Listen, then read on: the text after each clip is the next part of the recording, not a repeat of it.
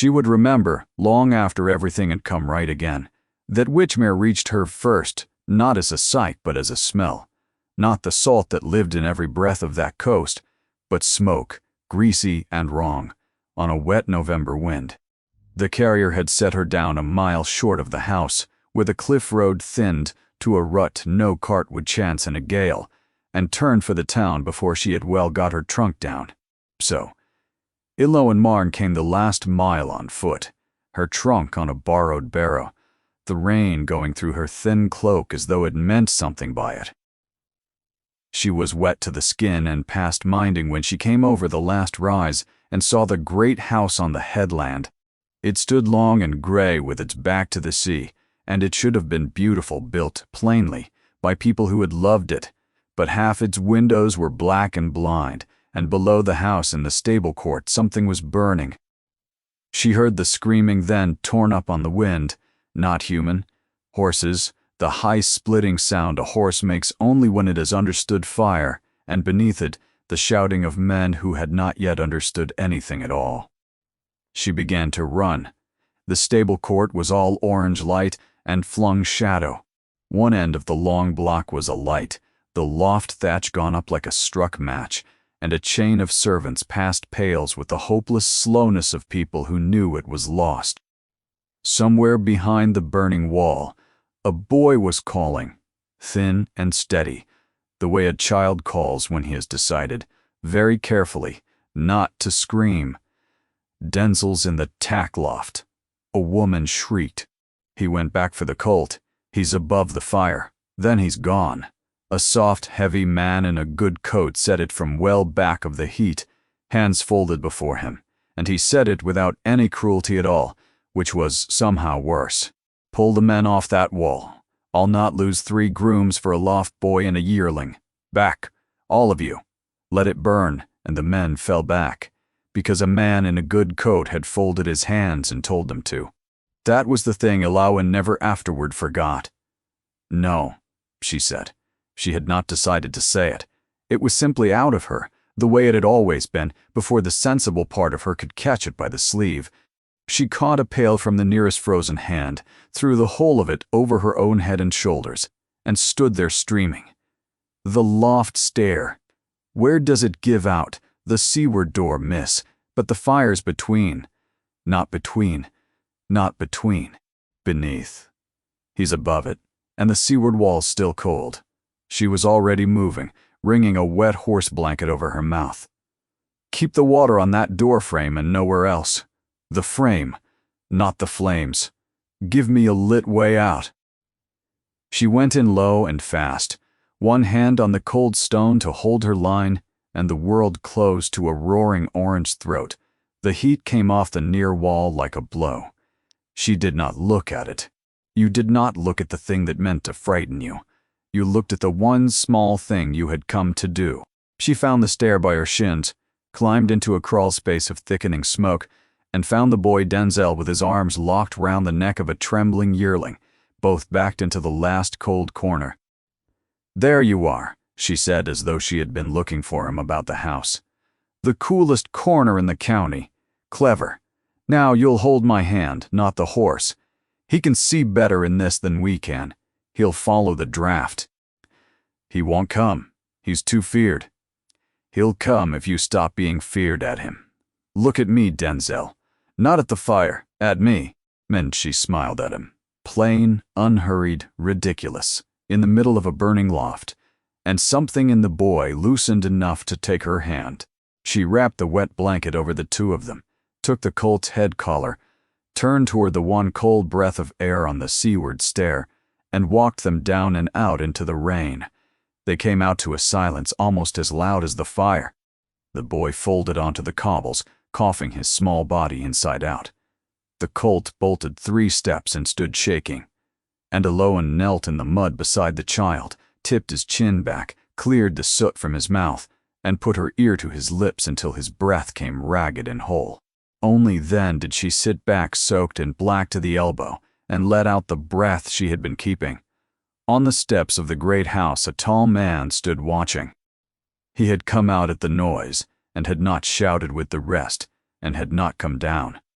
Firelight moved on a still, closed face, young for all that stillness, dark-haired, wet at the temples, and he watched the whole ruin with a quiet that unsettled Eloan more than the flames had. He came down at last unhurried, and stood over her and the coughing boy and the shivering colt, and whatever moved behind that shut face did not reach his mouth. "You have spoiled a cloak," he said.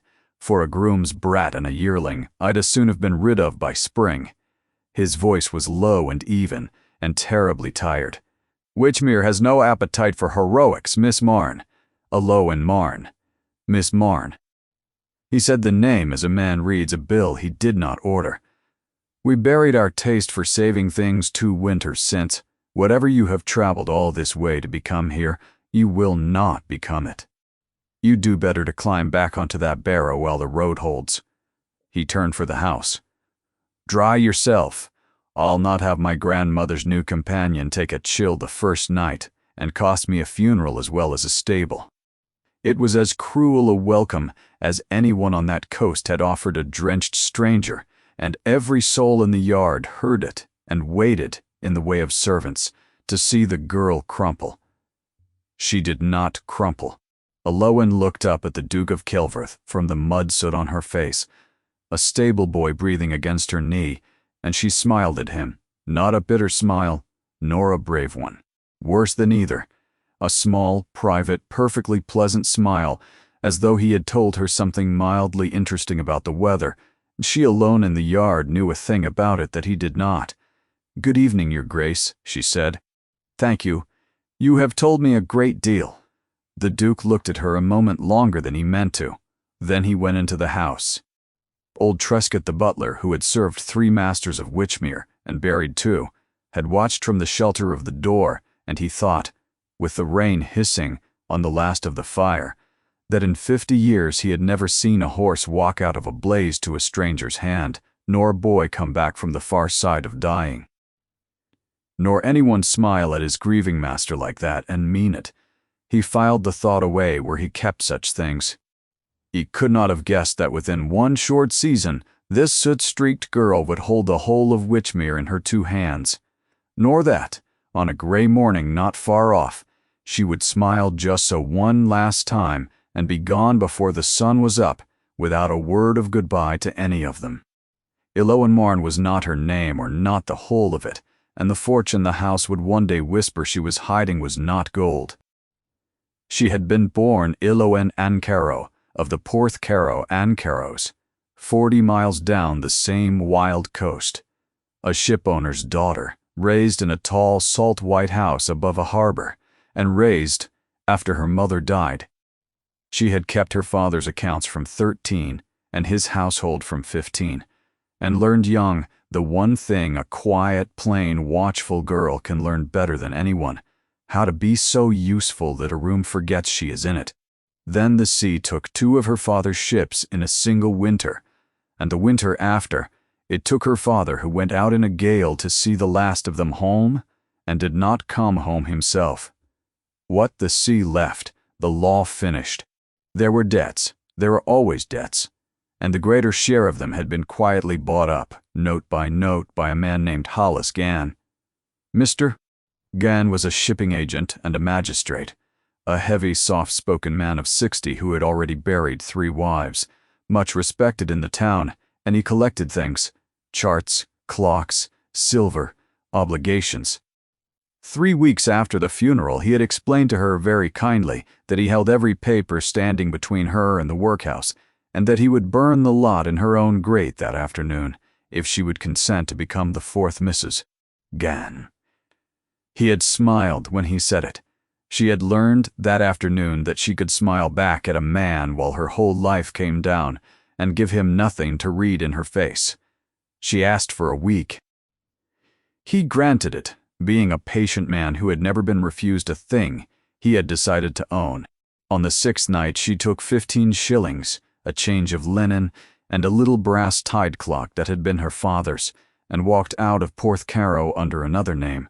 Her way out was made of time. Her father's estate could not be settled, the last ship's insurance unpaid, Gann's grip unbroken, until the wreck was ruled upon in the maritime court, and such suits crawl for years. The day might be 1 winter off or 3, there was no telling. On the day it came, whenever it came, she would be free of every claim, and no man living could touch her. Until then, she had only to do the one thing she had done all her life. She had only to remain unseen.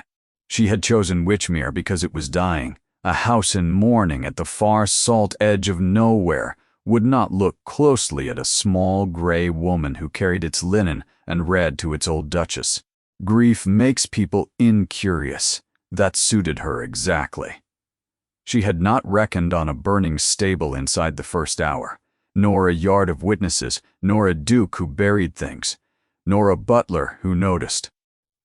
She lay awake that first night under the eaves, listening to the sea work at the cliffs below, and promised herself, very sensibly, that it would not happen again. She was here to be invisible for as long as it took, not to save anyone's stable or anyone's boy or, God forbid, anyone's duke. She very nearly believed it. The house was dying, and it took Elowen less than a week to see from what. That was the pity of it, for it was a house worth saving. 200 years of good sense stood in its bones, and it was going the way a strong man goes to ruin, slowly, from the inside, with no one willing to say the word aloud. The sea air, left unfought, had got into everything. Salt bloomed gray-green on the sashes, damp had climbed the west tower stair unchecked, so a whole run of rooms stood shuttered and sheeted, and smelling of a roof that had let the weather in for a year while no one climbed to look. The silver blackened in its bays, the linen was not turned, and half of it had gone spotted and sour in the presses for want of one afternoon's airing. In the kitchen, the great range smoked, its flue unswept in living memory. And Mrs. Prassett, Pengelly the cook, wept over a barrel of salt fish gone slimy and unfit, which she could not send back, because Mr. Vasey settled with the merchant, and Mr. Vasey was not to be told his business by a cook. And who, Elowen asked, folding the ruined fish away, is Mr. Vasey the steward, miss, the agent, him as came after the old duke passed, and her grace, the young duchess, God keep her, took the fever 2 winters back. Mrs. Maya. Pengelly lowered her voice and her eyes both. There's been no housekeeper since. Only Mr. Vasey, that holds the keys of everything and the accounts of everything and answers to nobody living. There is no housekeeper. Elowen looked at the smoking range and the spoiled fish and the 2 girls, Tamsin and Loveday, red to the elbows, and thought a great many things and said none of them. She was a companion, engaged to sit 4 hours a day with an old woman. She had been raised to run a house, but a house of no account, a ship owner's, and it was neither hers to run this one, nor safe to try. Still, a house where one man held every key and answered to no one was a house being robbed. She had grown up close enough to accounts to smell it, as she had smelled the smoke on the wind. She folded her hands, learned the names, and held her tongue. She met the man himself on the 3rd day, in the cold passage outside the still room. Mr. Bodice. Vasey was a soft, pink, pleasant-faced man of some 40 years, and he smiled a great deal, and none of it went near his eyes. Miss Marne, he said, taking her measure in a glance, the plain gown, the quiet manner, the very smallness of her. Our heroine of the stable yard. Her grace engaged a companion, I hear, not a fire brigade. You'll find Witchmere restful if you let it be. Idle hands and open doors make trouble in an old house. Keep to the linen and you and I shall do famously. He smiled again and moved off, soft-footed for so heavy a man, the ring of house keys chiming quietly at his belt. Elowen watched him go, and understood 2 things with the flat certainty of a struck bell. The first, that this smiling man was quietly killing the house she had come to hide in. The second, the dangerous one, the thing she had crossed a county never to feel again, was that she was not in fact going to be able to keep to the linen. She only wondered how long she could go on pretending to herself that she would. The Dowager Duchess of Kelverth was named Araminta, and at 79 she had buried a husband, 2 sons, and the granddaughter-in-law she had loved better than any of them. She missed nothing. She kept to a single room now, a small south parlor that caught what thin sun the coast allowed, with a shawl the color of ash about her shoulders and a back like a boat-hook. Her hands had gone to knots with the years. Her eyes had gone nowhere at all. On Eloin's first afternoon of duty, she looked the girl up and down for the length of a slow minute and said, "So, you are the one who walked into my grandson's fire. I am your Grace's companion." Eloin mourned. "That is not what I asked, and you know it is not." The old woman's voice was dry as a turned page. "Sit not there, where the light is on your face. I like to see what I am talking to." Eloin sat. "They wrote me, you were meek. You are not meek. You are quiet, which is another creature altogether, and a good deal more dangerous, and I have not yet decided whether I am glad of it." She studied her. "My grandson tells me you carried Denzel out of a burning loft in the first hour of your service, and brought the colt out after, and that the pair of them would be ash now had a stranger done as she was bid. Is it true?" "The boy did most of it himself, ma'am. He only wanted telling that he could. Do not be modest. I cannot abide modesty. It is vanity that has learned to curtsy." Something almost like humor crossed the ruined face and was gone. The colt was my Wacella's, the last thing she ever bred. The room went quiet. Eloin said nothing, for she had learned long ago that silence is the only decent answer to certain sentences. "You do not rush to tell me you are sorry," the Dowager said. "Good. I have been sorried at for 2 years by every fool in the county. Isella was my grandson's wife. She was 23, and she ran this house like a ship in good trim, and one wet spring she took a fever off the marsh, and was in the ground at Kelverth Church inside the fortnight, and my grandson," she stopped. "My grandson has not opened her account book since, nor set foot in the west wing that was hers, nor spoken her name aloud if he can help it. Everything that wanted doing in this house was hers to do. So nothing is done. Do you understand me? I think I do, ma'am. I think you do. That is why you are the first companion since her death I have not sent packing inside the week." Araminta folded her knotted hands. "You have been here 11 days. Tell me what you have seen, and do not be tactful. I have no time left to spend on tact." So Eloin told her. She had not meant to, but there is a peculiar relief in being asked a true question by someone who plainly wants the true answer, and she had been holding it 11 days. The smoking flue and the sour linen, the saltfish gone to slime, the shuttered wing and the roof letting the weather into the rooms above. And carefully, the steward who settled every account and held every key and could not be told his business. The old woman listened without moving until she had finished. "My grandson is not a fool," she said at last. "He is a grieving man which wears the same coat, but is a different thing entirely. He has let one man hold the reins because he cannot bear to touch them himself. It is his weakness, and it may prove a costly one." She turned her head, and the old eyes were suddenly very bright. "You know something of accounts a little, ma'am. You know a great deal, or you'd not have named the right man on 11 days' acquaintance. I am going to make you useful, not as a companion. Companions are furniture. I give you the still room, the linen, and the kitchen books, on my authority, which in this house is older than Mr. Vesey's by 50 years. We shall see what you turn up." Eloin began to speak. The Dowager rolled straight over her. "My grandson told his butler you would not last the winter. He has wagered the turn of the year on it. That gives you 5 weeks. She smiled, and it was not a kind smile, but it was on Eloin's side, which was better.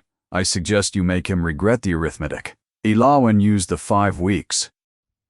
The house did not believe in her, and said, so the way houses do, below stairs, out of her hearing, in the servants' hall, after the candles were down. There was a book running by the end of her first week, and everyone knew of it, and it was reckoned a fair wager. "A shilling," said the little grey companion, would be gone by the turn of the year, packed off like the four before her, worn out by the cold rooms and the shut-up master and the smiling man who ruled them both. The betting ran heavily against her. Even Tamsin, who liked her, had put her sixpence on Candlemas. Eloan knew of the wager within 3 days because a woman who has been invisible all her life hears a great deal that louder people miss. She did not resent it. She thought it, on the whole, a sensible bet. She had half made it herself, walking north with 15 shillings and a tide clock. But she did not mean to win it by argument. She had never in her life won anything by argument. She meant to win it the only way she trusted, by becoming, quietly and without fuss, the one thing the house could not do without. One morning it would wake and find it could not remember how it had managed before her, and the wager would simply stop meaning anything at all. So she did not scold, and she did not command, and she never once reminded a soul that the dowager had given her leave.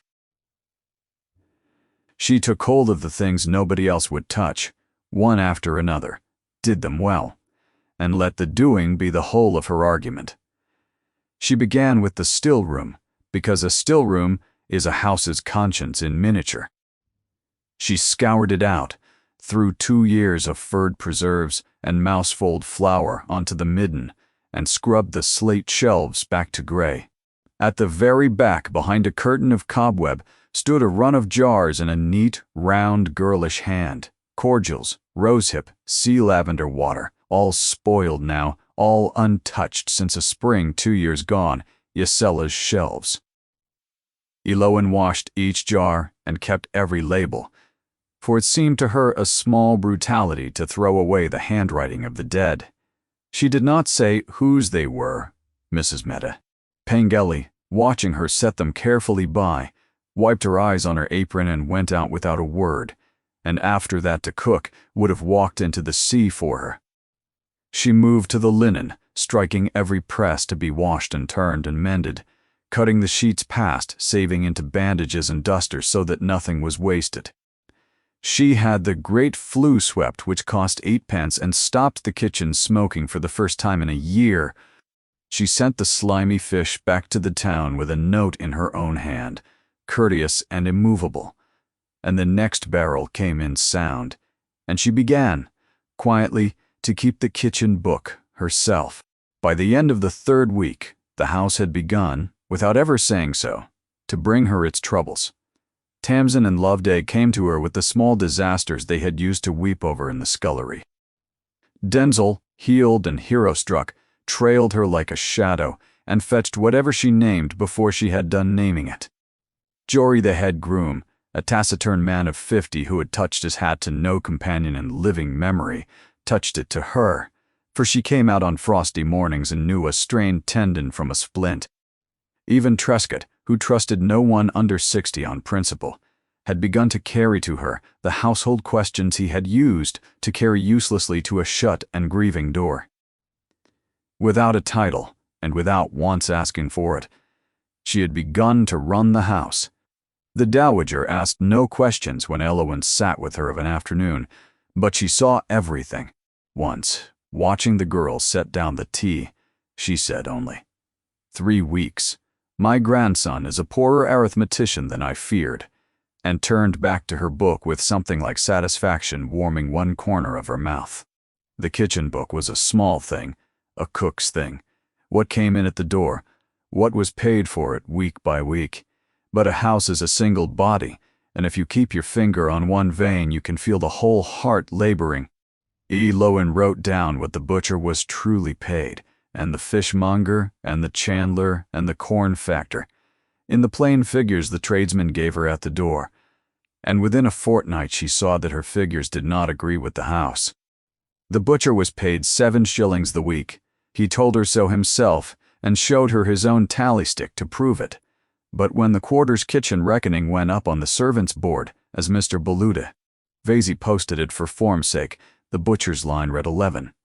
4 shillings a week, on a single tradesman running off the page into no name at all. Aloan stood in the cold passage and looked at that sheet for a long time. She did not touch it. She went away and said nothing to anyone. She was very good at saying nothing. She had years of practice at it.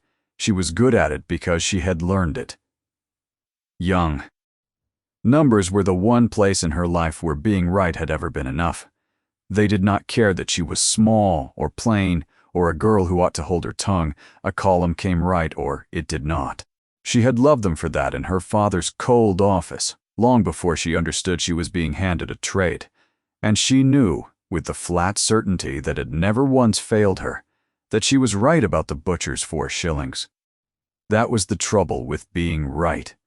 It lodged in her and would not be argued out, however sensibly she told herself to let it lie. We'll pause here just a moment. If Aloan's story has taken hold of you and you'd like to see where it leads, do take a second to subscribe. It genuinely helps these stories reach the people who need them most. Now back to Witchmere. The Duke of Kelverth noticed her the way a man notices a change in the weather without meaning to, and all at once. He did not go to the still room or the kitchen. Those were another country to him. But he could not help observing that the flue no longer smoked at breakfast, that the coffee came up hot, that the lamps in the long hall were lit and trimmed of an evening instead of guttering in their own soot. He observed that a shuttered sea-facing room had quietly been opened and aired and set to rights so that there was somewhere to sit that did not smell of damp. He had not ordered it. He was almost certain his grandmother had not. He came upon Aloan by accident in the portrait passage, the only way he came upon anyone that year, a basket of mended linen on her hip and a smudge of beeswax on her wrist, and she stood aside against the wall for him, eyes down, as a servant should. He went past her. Then he stopped. "You are the woman from the fire," he said. "Yes, your grace. My grandmother has set you to the linen." It was not quite a question. "To the linen, sir, among other things." She raised her eyes to answer him, and they were level and gray and without fear, and he found that he had not been looked at in that particular way, as though he were simply a man who had asked a question and might reasonably be given an answer in a very long time. It unsettled him. He was a duke. People looked at the floor, near him, or through him, or at whatever they wanted of him. This small gray woman looked at him and seemed to be deciding, not unkindly, how much of the truth he was ready to be told. "The house is warmer," he said, almost as an accusation. "I am glad you find it so, sir." He seemed to want to say something more, and to have no idea what it was. "That is all," he said, and went on down the passage, and did not know why his own house felt, for a moment, a little less like a place he was only waiting to leave. Aloan watched him go, the basket on her hip. There is a good man in there, she thought, shut up in the dark, and forgetting the way out. Then she thought of the butcher's 4 shillings, and the rain coming through the west wing roof, and Hollis Gann's soft and patient hands, and she told herself very firmly that none of it was her affair. She was here to be invisible and safe until the court set her free. She was not here to save a duke.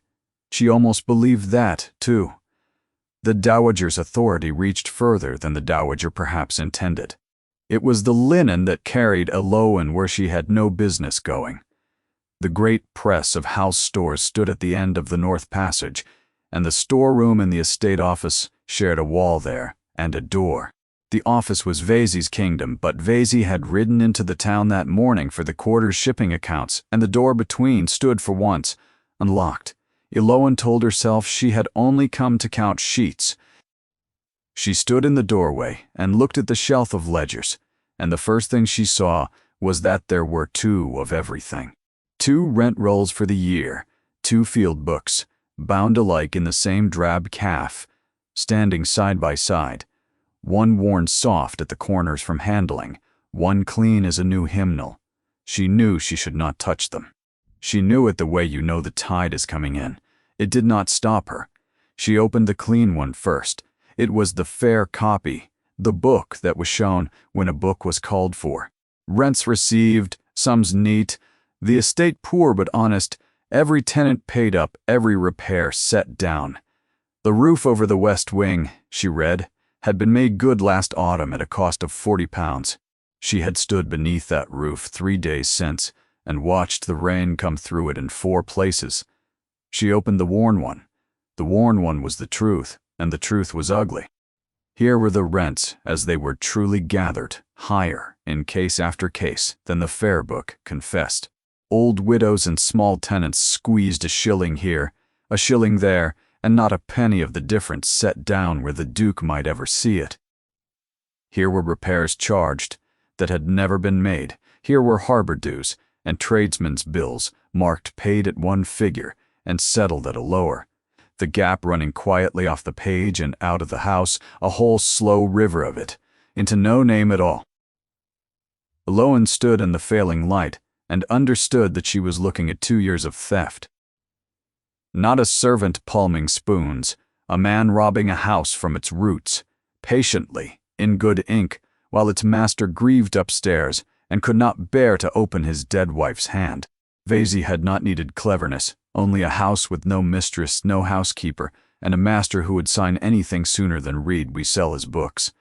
He had settled into it like rot into a beam. She heard the outer door. She had no time to think. She set the worn book back exactly as it had stood, corner to corner with its twin, and was in the storeroom with a slate in her hand, counting sheets aloud, when Vesey came in from the town with the rain on his shoulders. Miss Marne. The smile was in its place, but it did not reach the eyes, and this time the eyes were doing sums of their own. In my office. In your storeroom, Mr. Vesey. She did not look up from the slate. Her Grace asked me to inventory the linen. 24 pair of Holland sheets on the books, 11 pair whole. It makes a poor account. You keep a great many accounts, he said softly, for a companion. Her Grace keeps me busy. She wrote a figure on the slate and underlined it, and did not let her hand shake until she was well up the stairs and out of his sight. Mr. Vesey did not wait long to come to her. He found her 2 evenings later in the North Passage, a candle in her hand, and he came soft-footed out of the dark. And the smile was there, but the eyes above it had stopped pretending. You work late, Miss Marne? The presses want doing, before the damp gets worse. I find the evenings quiet for it. You find a great many things. He stood too close, a soft, heavy man who smelled of ink and pomade. A word of counsel, from one servant to another. This is an old house, with a deal of dark in it, and a young woman alone. No family, no friends. You have none, I think. Does well to keep to the small, bright room she was hired for, to the linen, to the old woman's tea. Questions are like open windows. They let in weather that spoils the furniture. The smile widened. Companions come and go at Witchmere. They do not stay. I should be sorry to see you go before your time. Eloan looked at him, level and gray, and unafraid, and she saw it then, plain under the smile. For half a second he was frightened of her. That was the whole of it. He had come smiling to frighten her, and it was his own fear that had walked him down the passage, because a quiet woman with a slate had been standing too near his door. I keep good accounts, Mr. Vesey, she said pleasantly. It is the one thing I do that no one has ever asked me to stop. Good night.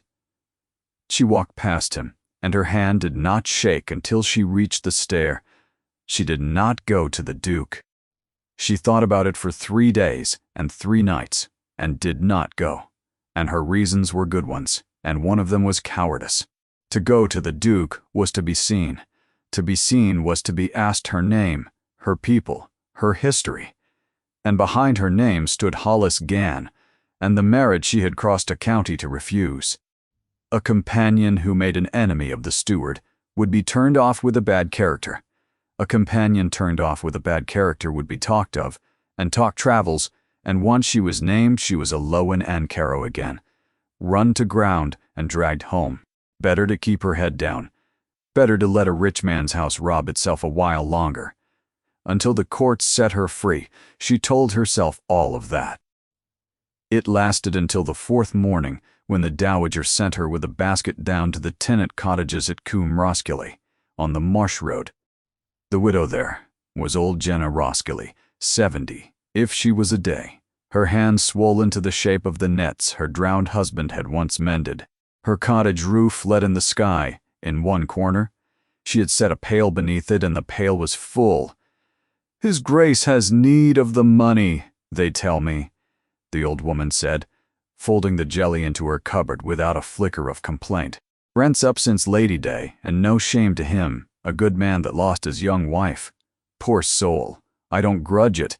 I only ever wonder the roof's not been done, that we were charged the doing of 2 winters back, but I'd not trouble his Grace with it. Not with his grief."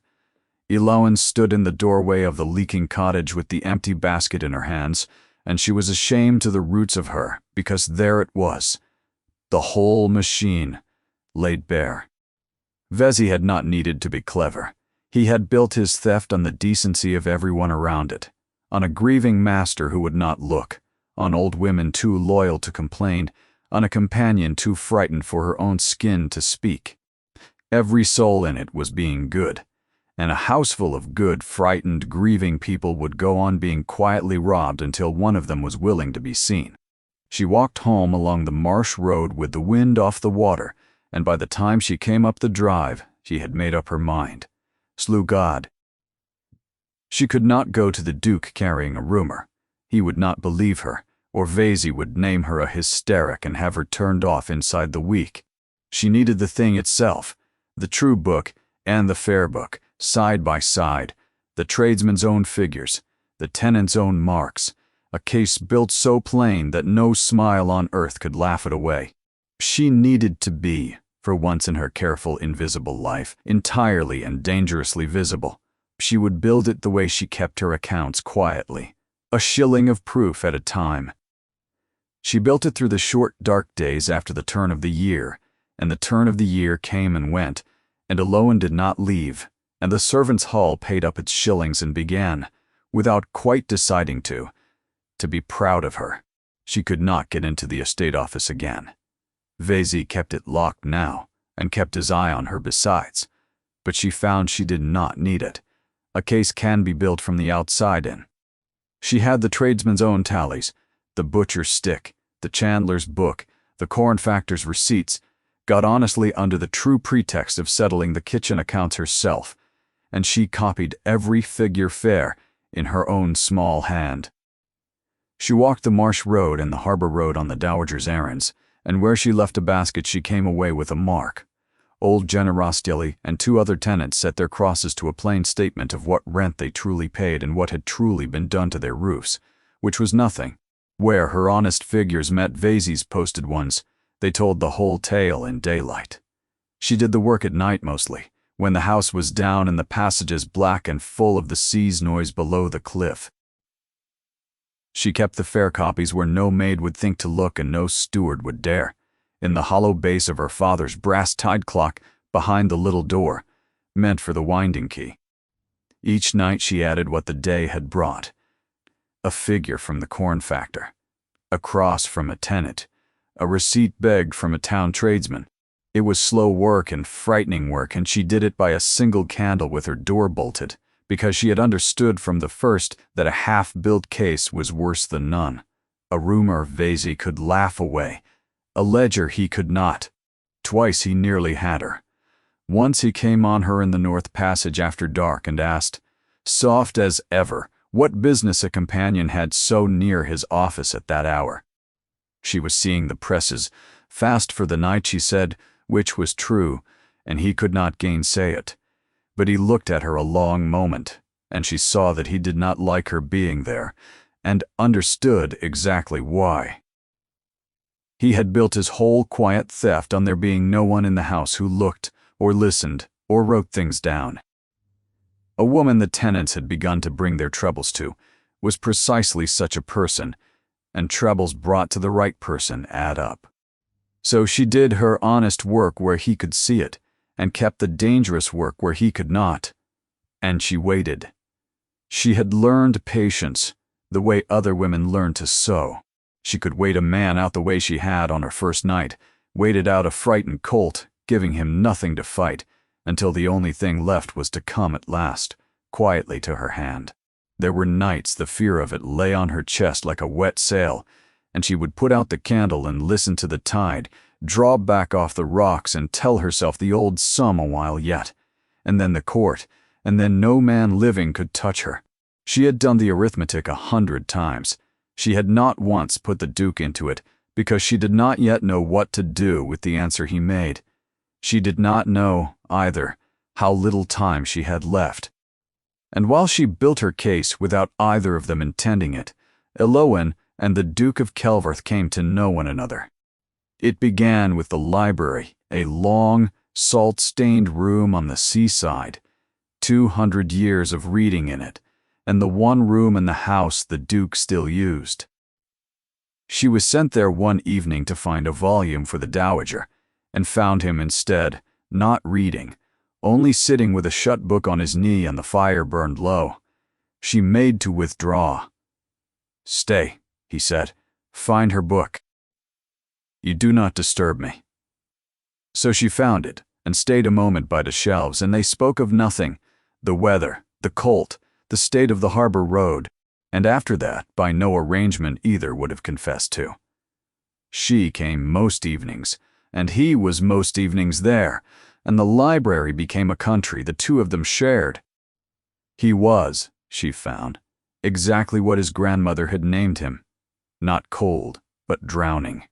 Under the shut face was a man of dry, unhurried humor and a great buried tenderness gone all to grief, the way a garden goes to nettles when there is no one left with the heart to walk in it. He spoke of Yella once, and only once. It was late, and the fire down to embers, and he said, without looking at her, "She used to sit where you are sitting. She would read me the shipping notices in a solemn voice as though they were scripture, until I laughed. I did not laugh easily. She counted each one a victory." He turned the shut book over in his hands. "I was 3 days down the coast on business the week she sickened, business that could not wait," I told her. I have never since been able to remember one item of it. She was in the ground before I reached the marsh road. Elowen did not say she was sorry. She had learned from his grandmother the uselessness of it. She said instead, "She kept the whole of this house breathing. That is a great weight for one young woman. She must have loved it very much. To carry it so lightly you never saw the carrying." The Duke looked at her across the embers. "You carry it now," he said. "Do not think I have not seen it. The flue, the lamps, the tenants' baskets, my grandmother's authority reaches only so far. The rest is you." A pause. Why? It was the question she could not answer whole without answering all of it. So she gave him a true thing that was not the whole thing, because a house ought not to die of neglect while good people stand about it wringing their hands. "I cannot bear waste, your grace. It is my worst fault. I would tidy a shipwreck, something moved at the corner of his mouth, not a smile, but its near neighbor." "I begin to believe you would," he said. It was the Dowager who made the thing official, in the way old women make things official, which is to say without asking anyone's leave. One gray afternoon a carved box lay open on the little table in the south parlor, and on a bed of faded velvet lay a great ring of keys, iron and brass, a dozen and more, worn bright at the wards with 200 years of turning. The keys of Witchmere, the plate room, the cellars, the presses, the still room, the muniment chest. These were Risella's, the Dowager said, and her mother-in-law's before her, and so back. They hung on a hook by the still room door since before my husband was born. When she died, Vasey took them off that hook and locked them in his office for safekeeping. He told my grandson, and my grandson was too far gone to see the lie. A man who holds all the keys of a house holds the house. Her knotted hands did not touch the ring. "I have got them back. Do not ask me how. They are yours now, not on the still room hook, on your person, at your waist, where the whole house can see them, and know who turns them." Her bright old eyes held Elowen's. You have run this house since Martinmas on nothing but my word and your 2 hands. It is time it wore its truth on the outside. Take them. And when the day comes that a body tries to take them off you, for someone will, you hold on. Eloan took the keys. They were heavier than she had thought. She wore them from that afternoon, and their small iron music went before her down every passage, and week by week, the sound of it became the sound of the house, remembering how to be a house. The Duke noticed them the next evening, hanging bright against her gray gown. "My grandmother gave you those," he said. "It was not a question. She did, your grace. I told her the county would talk. Let it talk." He weighed the book in his hands. Isella used to say a house could not be run on a man's signature, that it wanted a woman's keys and a woman's eye, or it went bad from the inside while the master signed his name, to the ruin of it. I did not understand her. I begin to. Eloan's heart went still, for it was the nearest he had come to the thing she kept hidden in the base of a brass clock, figure by figure. "Then, perhaps," she said carefully, "your grace ought to begin reading again." He looked at her a long moment across the low fire, and she thought he would ask her outright what she knew. But he was not ready, and neither in truth was she. And the moment passed, and they sat on in the shared country of the library, each holding a corner of the same truth, neither yet willing to lay it on the table between them. Mrs. Rosalind Marrow came to Witchmere in the first thaw. She was the Duke's cousin, and she had been born to more than she now had. Her father had gambled the family portion into the sea, and her husband had died, leaving a widow's pittance that shrank with every quarter. She was 35 and handsome in a hard, bright way, and since Wisella's death, she had come oftener and stayed longer. She had a design, though she would never have owned it, if she could not be mistress of Witchmere as its duchess, and Alaric had never once looked at her so. Then she would be its power behind the shut door. She had come to an understanding with Vaizid 2 years since. He smoothed her way to her cousin, and her small county debts were quietly settled out of the estate's quiet river. Each propped the other, and each knew the danger. Rosalind saw within a day of arriving everything that had changed: the warm rooms, the swept flue, the keys at the small gray companion's waist, and she was cleverer than Vaizid, who had only ever seen a nuisance. Rosalind saw, within the week, that the companion was not merely capable, but hiding, that a woman does not keep her eyes so carefully level unless she has something behind them to guard. "Marn," she said one afternoon over the dowager's tea, turning the name on her tongue like a sweetmeat, from where one wonders. How wearing it must be, to have been born a little above one's place, neither served nor serving, always watched for the false step. I do watch, Miss Marn. It is my one accomplishment. Lowen met the bright, hard gaze, and understood that here, and not the pink steward, was the real enemy. "Then you keep sharper accounts than I do, ma'am," she said. "I never learned the trick of watching people. Only linen."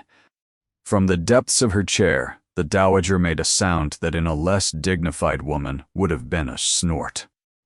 But Rosalind had a cousin married to an attorney down the coast, and she set that cousin asking, in the mild way of country attorneys, whether anyone had word of a shipowner's orphan, 3 or 24, who had left her people last autumn under a cloud and a changed name. It took 6 weeks. The answer came, as such answers do. In the middle of everything else, on the very morning the house was thrown into an uproar of another kind, entirely. The carriage came up the Witchmere Drive on a bright, hard morning at the very end of winter, when the wind had swung round to the east and the sea lay flat and pewter under a white sky.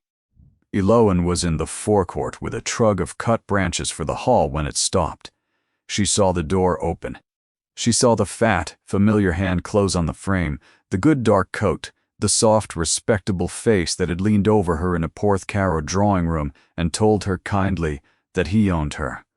The trug fell. The branches went everywhere across the gravel. "There you are," said Hollis Gann with enormous satisfaction, climbing down. "There you are, you foolish, ungrateful girl. Do you know what you have cost me in agents and post horses? No matter. Fetch your box.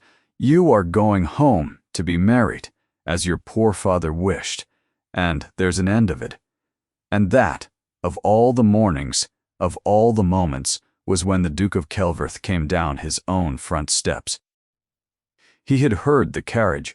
A strange carriage in his forecourt was still faintly his affair. He came down into the middle of it, a fat stranger in a good coat bellowing at his grandmother's companion, the companion white and still among a ruin of scattered branches, and arriving from the garden door with a letter in her hand and triumph plain on her face, his cousin Rosalind. "What?" said the Duke in the flat, cold voice of the night of the fire. "Is the meaning of this?" It came out all at once, and badly, as such things do. Gann was delighted to find a duke to appeal to, and laid the whole of it before him in his own colors. This young woman was his late uncle's daughter and his own ward, an orphan whose debts he had generously carried, and who had promised him her hand and then fled it in the night like a thief to hide in service under a false name. His Grace had been harboring, all unknowing, a deceitful and unnatural girl who had lied her way beneath his roof, and Rosalind, stepping forward with her letter, confirmed every word in her sweet, hard voice. "It is quite true, cousin. I made inquiries for the household's protection.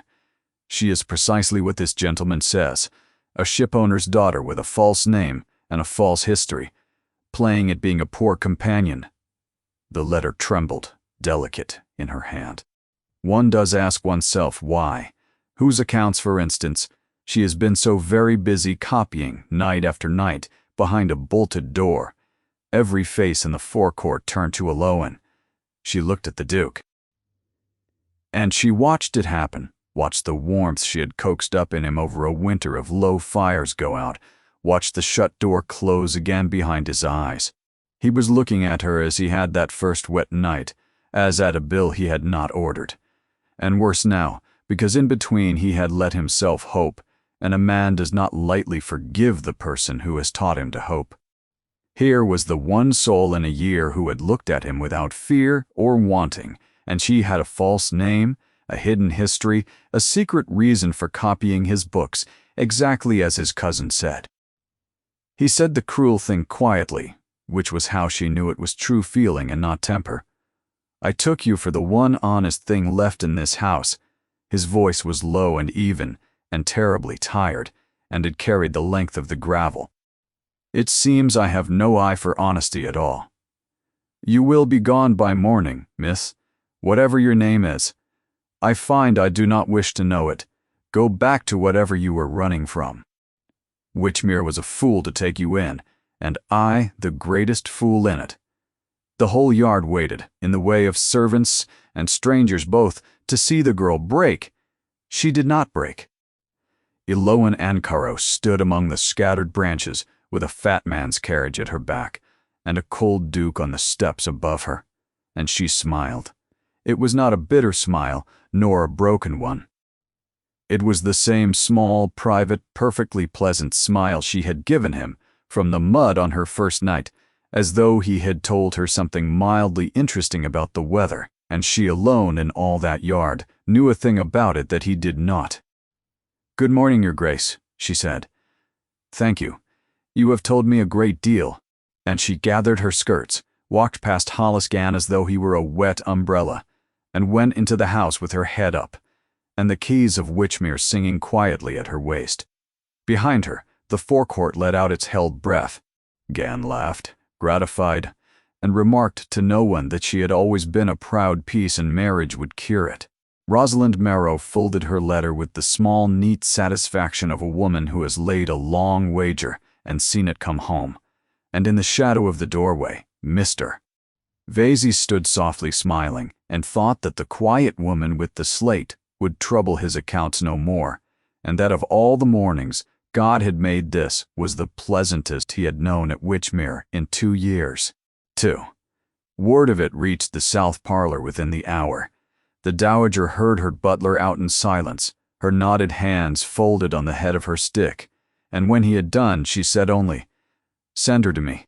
But when Tamsin went up, trembling, to fetch her, Miss Marne sent back word, with that same mild smile, that she would wait upon her grace in the morning, when the house was quieter. And the old woman, who had faced down 4 monarchs and 2 bad marriages, and had never in her life been put off by anyone, sat looking into her fire a long while and did not ring again. She had heard something final in the message, and was too old and too wise to mistake it. She only did not yet know what shape the finality would take. They did not see what Eloan did with the rest of that day, for she did it the way she did everything that mattered, quietly, behind a shut door. She did not weep. She had passed the age of weeping over men's opinions. She sat on the edge of her narrow bed, under the eaves, the sea working at the cliff below, and did the sum. She could stay and fight, coit. She could lay her true books on the library table and prove, in an afternoon, that the deceitful companion was the only soul at Witchmere who had not been robbing it. But to fight Gan's claim in the open was to bring the law and the county down on the house in one long, loud, filthy scandal. A fugitive ward, a maritime suit, a duke who had harbored her, every particular chewed over in every drawing room from here to Porthcarrow, and his name in the middle of it. In the very season he had begun at last to lift his head. She could have her vindication. She would only have to buy it with his ruin, and she found she was not willing to pay that price with his coin. There was the harder thing, too, that she turned over last and alone. He had believed them. Over a winter of shared fires, he had let her see the drowning man inside the shut one, and at the first hard word against her he had closed the door in her face without once asking her to answer for herself. She would not stay to be doubted. She had spent her whole life being small so that no one would look. She would not now beg a man to look properly at last. Pride, her grandmother would have called it. Eloan called it the last thing she owned. So she chose the only way she had ever trusted. She would give him the truth and ask nothing for it and be gone. She worked through the small hours. She took her fair copies from the base of the tide clock, 3 months of them, the whole patient case, the true rents against the posted, the tallies, the tenants' crosses, squared them into a plain packet, and tied it with darning wool. On the outside she wrote, in the small, clear hand, no smile could laugh away, for his grace, the Duke of Kelverth, the accounts of his estate, truly kept E. No plea, no farewell. Those were luxuries, and she had never had many. Then she went down through the sleeping house to the library, and laid the packet in the middle of the great table where he could not miss it. And she took the keys of Witchmere from her waist, the plate room, the cellars, the presses, the still room, 200 years of turning, and laid them down beside it in a small bright coil. Hold on, the dowager had told her. When a body tries to take them off you, you hold on. She stood a moment in the dark with her hand over the cold iron. Then she let it go. No one had tried to take the keys from her. She was laying them down herself, which was a different thing, and the only kind of leaving she could do with her head up. That. She went out the sea door before the sky had grayed, her trunk left behind her, nothing in her hands but the 15 shillings she had come with, and her father's tide clock, empty now of everything but time. She did not wake Tamsin. She did not go to the dowager, who would have talked her out of it and been right, and it would have made no difference. She walked down the cliff road into the last of the dark, and the tide was going out, and she went with it. When Trescott came to open the library shutters at first light, he found the packet and the keys lying in the grey dawn on the great table, and no companion anywhere in the house, and her bed not slept in. She had smiled at the master's cruel words in the forecourt.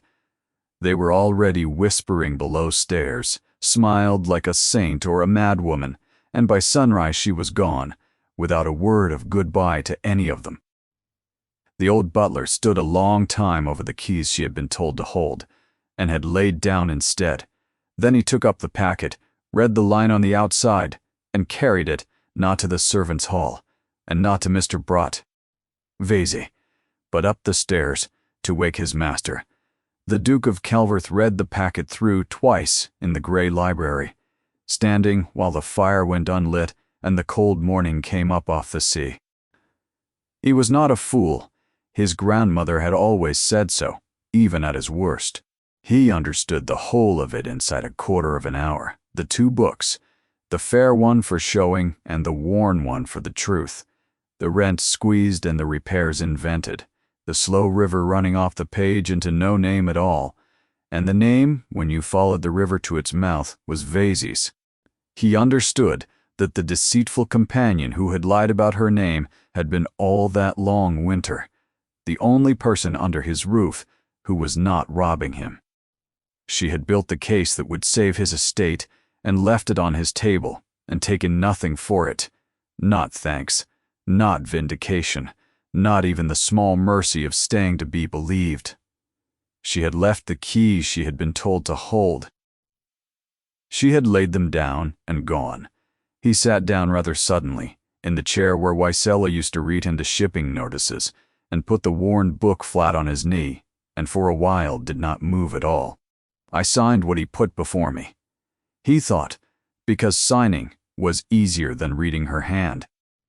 He had let one man gut his house because he could not bear to open his dead wife's books, and when a living woman had opened them for him at her own peril, he had called her a liar in his own forecourt before the county and let her walk out into the dark. He did not indulge it long. Shame, his grandmother had taught him in the good years, is only useful as fuel. He rang for Truscott and told him to fetch Mr. Vesey to the library, to send Jory to the town on the fastest horse for the two nearest magistrates, and to say nothing to anyone of the packet. Vesey came in smiling.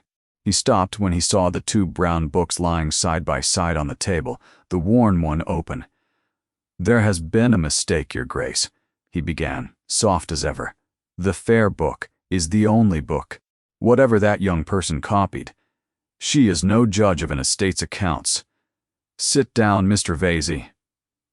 The Duke did not raise his voice. He had never in his life needed to. He turned the worn book to the light. "Widow Roskilly's rent, 9 shillings here, 7 in the book you post. The west wing roof, £40 to mend last autumn, set down fare is paid, and the rain comes through it in 4 places over my own head. Shall I go on? There are 2 years of pages." He looked up and his face was terrible, and awake for the first time in 2 winters. "You waited for the right house, did you not? A dead mistress and a master who would not read. You settled into us like rod into a beam." Vesey said nothing. There was in the end nothing to say that the books did not say louder. "You will be at the town magistrate's by noon, and every figure in these books goes with you," the Duke said. "What you have had out of my tenants these 2 years, you will restore to the last shilling. What you cannot restore, you will answer for as the law answers such men. Truscott, see him to his room and watch him pack." At the door Vesey turned once, all the softness gone out of him at last. "She could not simply keep to the linen," he said, with a hatred that had no smile left in it. "No," said the Duke, "it appears she could not." And of Vesey, that left his cousin. Rosalind had come in at the noise and stood white against the bookshelves through the whole of it, her letter crushed to nothing in her hand, watching the machine she had helped to build come apart plank by plank. When Vesey was gone, she made her last throw, with the courage of a gambler staking the rent. "You will cast me out too, I suppose, you loyal cousin." "Oh, I knew what Vesey was. Of course I knew. Do you imagine a woman as poor as I am does not know exactly where every shilling comes from? Where would you have me go, cousin? I have £80 a year, and a widow's cap, and the privilege of being poor among people who were once my equals. You have never in your life not known where you would sleep." She was shaking, though her chin was up. "She hid a false name to be free of a fat man's ring. I only wanted to be free of the whole grinding pretense. Do not look at me as though I were a monster. I am only afraid." I have been afraid for 15 years, and it is very tiring, cousin. You have no idea how tiring it is. And there it was, the frightened woman under the bright, hard shell, laid open in the cold morning. The Duke's face went hard as the forecourt, and he opened his mouth, and Alowan was not there to stay him. And just would have been the end of Rosalind Marrow, turned out disgraced, £80 a year, the county to talk. But he found, with the book still open between them, that he was asking a question he had never once asked before he met a small gray woman who walked into fires. Not what is just, but what would she do? And he knew the answer because she had left it lying all over his estate. In the kept labels of a dead woman's still room, in the bandages cut from rotten sheets so nothing was wasted, in the keys laid down instead of clutched. There is a dower cottage at the edge of the park, he said at last heavily. It is sound and empty. You will live in it, on your £80, neither serve nor serving, and you will not come up to the house until I ask you. That is more than you have earned, cousin, and a good deal less than justice. And I offer it because a house that has this morning thrown out one thief should not celebrate by making a beggar. He turned away. Do not thank me. Thank the woman you drove off my land. It is her mercy. I am only lending it. Rosalind stared at him, and whatever she had braced to meet, it had not been that, and it undid her worse than justice would have. When they had all gone, the Duke went to his grandmother. She was upright in her chair by the fire, and she had already heard the whole of it, for she missed nothing. You have driven her off, she said before he had shut the door. The one creature in 2 years who did this house any good, and now you come to me to be told you are sorry. I shan't tell you. Be sorry on your own time. You have wasted quite enough of everyone else's. But her old eyes were wet, and she let him see it, which she would not have done for a small thing. Tell me who she is, he said. You know. You always know. I know she is not a schemer, which is all your cousin proved, and all you chose to hear. She came here under half a name and a whole grief, ran a dying house back to life for the sheer hatred of waste, and asked me for nothing, and you for less. The stick came down once on the floor. That fat man in the good coat, her guardian, her trustee, the man who generously carried her debts. Alaric, you have signed away half this estate in 2 years to a man who smiled and carried your accounts. Do you truly not know the shape of that story when it walks up your own drive? He bought her the way Vasey bought us debts, and a girl with no one to stand for her, and a marriage at the end of it to keep whatever her father left inside his own hands. She did not run from duty. She ran from the very man you have spent a winter learning to hate, in a slightly better coat, and you handed her back to him in your own forecourt before the county, and told her you did not wish to know her name. He said, where would she go? Home, I should think, to the only ground she knows to face the thing out, because she has never in her life run twice from the same fear. Down the coast, Porthcarrow. The dowager reached into the work-bag beside her chair and drew out a folded paper. Your grandmother is an interfering old woman who made her own inquiries months ago and said nothing because the girl's business was the girl's. A suit at maritime law, not yet ruled. On the day it is ruled, she comes into her own, and that man loses every hold on her. It is set down, at last, for the spring sitting, 9 days off, and a great deal sooner than she can have dared look for such suits sleep for years, and then wake, all at once. If you mean to do anything but stand there being sorry, grandson, I would take the coast road tonight. The Duke of Kelverth took the coast road that night. Porthcarrow had not changed. That is the strange thing about the places we run from. They go on exactly as they were, indifferent, while we are remade. Alowan came back into the salt white town where she had been born, and took a room over a sailmaker's under her own true name, because there was no longer any use in hiding. Gan had found her once, and would find her again, and she was done at last with being small. She had 9 days until the spring sitting of the Maritime Court, when the loss of her father's last ship would be ruled upon, and the ruling would either free her or finish her. She had not dared look for it so soon. Such suits could sleep for years. But it had been set down at last, and the waiting she had braced to bear for years was to end in 9 days. Ghana called on her the second day, all soft reproach, and reminded her that until the court spoke, he held every paper she owned, and that a sensible girl would come quietly to the wedding he had chased her the length of the coast to hold. She smiled at him, gave him nothing to read, and said she would see him in the courtroom. She did not expect the Duke of Kelverth. She had put him firmly out of the sum, as she put all things she could not have.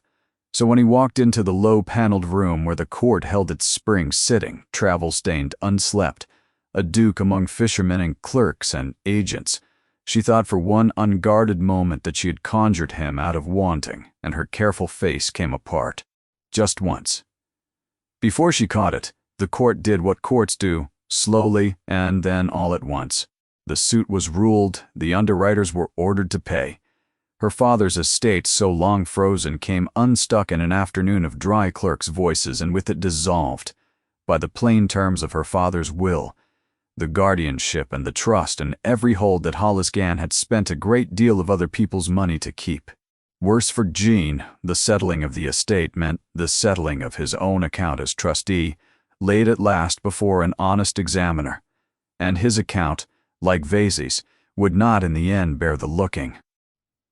He left Porthcarrow within the week, his post-horses unrepaid, a smaller and quieter man, and did not trouble her again. And his defeat gave her no pleasure at all, only the sober satisfaction of a thing set straight.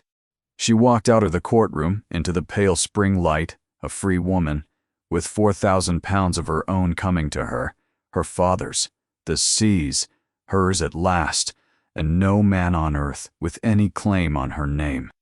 The Duke was waiting on the steps. "You did not need me," he said. He had rehearsed a great many things on the coast road, and this was none of them, but it was the truest. "You won it yourself.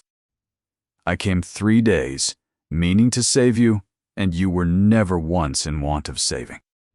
You have been the most capable person in every room you have entered, since the night you walked out of my fire, and I was too far down in my own grief to see it, until I had thrown you into the dark for it." He stopped. "I have come to say what I did not say in the forecourt, because you left, before I could be anything but a fool. I read your books. You saved my house. You laid down the keys instead of clutching them and asked me for nothing. And that is precisely why I cannot go home without asking you for everything." Eloan stood on the courthouse steps with her freedom not an hour old, and looked at him, level and gray and unafraid, and said nothing, because for once in her life she wanted to hear the whole of it before she spoke. "I will not offer you shelter. You need none. You have £4,000 and a name no man can touch. I will not offer you a position. The house has had a mistress in all but name since Martinmas. I have nothing to give you that you cannot get for yourself, and I have come all this way precisely because of it." His voice went down to the bone. "Marry me because you choose it, or do not, and I will trouble you no further. But I have spent 2 years letting the best things in my life go by because I could not bear to look at them, and I am done, at last, with not looking. I should like to spend the rest of mine being looked at by the one person who was never once afraid of me.